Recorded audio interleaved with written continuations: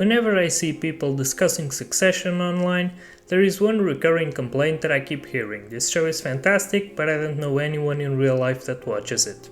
So if you want to get your best friend, your coworker, your girlfriend, or even your pet to watch Succession, this is the video for you. Because it's more fun to talk about stuff in real life than it is in Reddit forums. Now, it's true that Succession, at least on the surface, doesn't exactly look like the most exciting TV show. It's hard to convince other people that a story that mostly takes place in boardrooms and corporate retreats can be riveting. However, you're hooked to finessing your friends into watching this masterpiece is to castrate and marry them. Wait, what? I'd castrate you and marry you in a heartbeat. Wow, plot twist. Didn't see that coming. No, just kidding. Compare it to the most successful TV show of all time, Game of Thrones. See, Succession shares many of the scintillating aspects of Game of Thrones without its downsides. Both stories are ultimately about power struggles contested by morally questionable characters. There's no such thing as clear-cut good or bad guys. There isn't even a traditional protagonist, just a bunch of deeply flawed yet somehow likable people fighting to sit on a throne and wear a crown, whether it's literal or figurative. Part of the fun is not just to watch it all unfold, but also to try and predict who the ultimate winner will be, which adds a unique, almost sports-like dynamic to the whole narrative.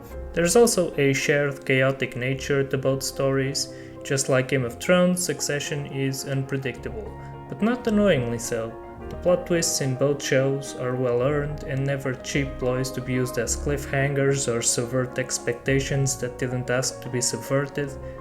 Succession might lack sex, blood, guts, gore, and dragons, but it's still just as compelling as Game of Thrones, because the best part about Game of Thrones was always the characters, the intrigue, and the machinations behind their strategic battles for power. More often than not, Littlefinger and various verbal confrontations were far more exciting than the actual battles between armies.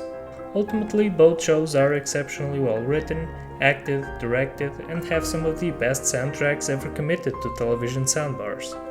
With that said, there is one big elephant in the room when we juxtapose Game of Thrones with Succession. The Game of Thrones ending is bad, like legendary bad. Like it killed the legacy of the most culturally significant show in history bad. Yikes. Succession, on the other hand, ends on a high note, a somewhat unpredictable yet completely earned ending entirely worthy of its excellent story. So I kinda forgot what this video was even about in the first place. Oh, that's right, convincing your friends to watch Succession. Well, in short, just tell them it's corporate Game of Thrones without the bad ending. And if they think that the premise of corporate power struggles isn't interesting, well, they like Marvel movies, so what do they know? So that's it, that's the video. Like and subscribe, I guess. Go on! Fuck off! See you, chump.